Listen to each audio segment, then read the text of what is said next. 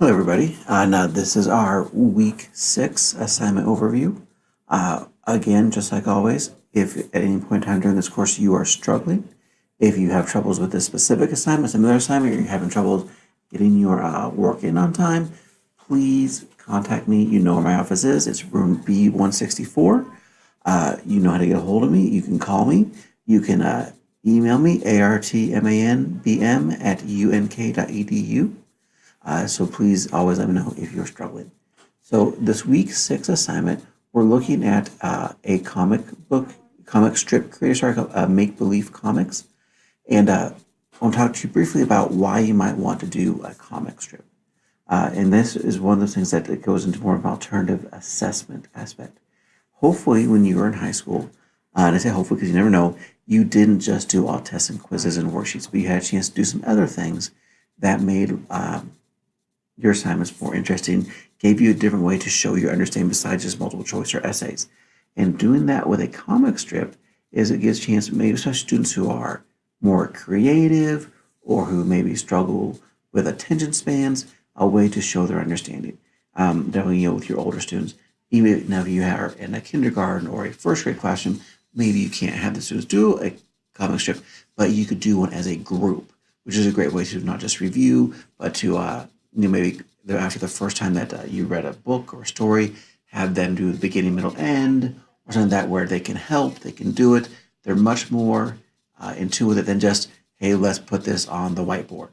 So it's something you can do a little bit different. And those are just a few basic ideas of how you might want to use a comic strip creator. But and hopefully, as you keep going through your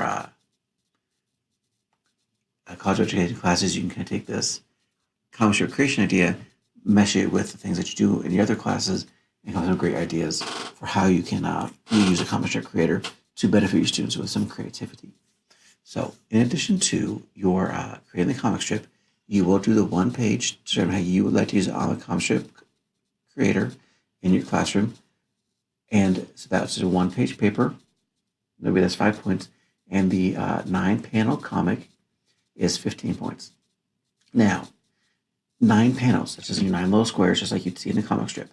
What I will tell people is if you're focused on, middle school, high school, doing 9 panels on one subject is feasible. If you're, say, you K1, 2, doing 9 panels, that might be for one subject, that may not be very feasible. That may not make sense. So if you wanted to break that up, maybe you do 3, 3, or two that are 4 and 5 to get your 9 panels because of that's just what's more appropriate for the age range that you're going to be teaching. That is totally fine. If you need to break it up, that's totally fine. Okay. So here is your in 5 points for the comic strip. So you can hear 9 total sections. Again, if you need to break that, into more than one comic because of your grade level, that's fine. Relevant to education. So obviously, you're not going to do a comic strip about something outside of school. If you're a coach and you do some coaching, that would be fine because that's relevant. Just make sure you tell me that, and then grammar and everything's good to go there. Now, the one thing I want to mention, when you go to module 13, it's going to take you through everything. I'll take you there in a second. The one thing when I taught this course in the fall, students they would create their comic strip and they would just send me they would try to upload the link, and all they would do was send me back to the Make Believe Comics homepage. I couldn't see their comic. So you need to make sure once you've made your comic that you download it, make sure that you have it so that you can put your comic strip on your website. Don't just try to link me back to the website. So I was about the Make Believe Comic homepage, and I won't be able to see your comic, and I won't be able to give you any points. So just learn from past mistakes. But real quick, let's go to module 13. Make sure you know where everything is, and then we'll wrap up this video for this week. There we go.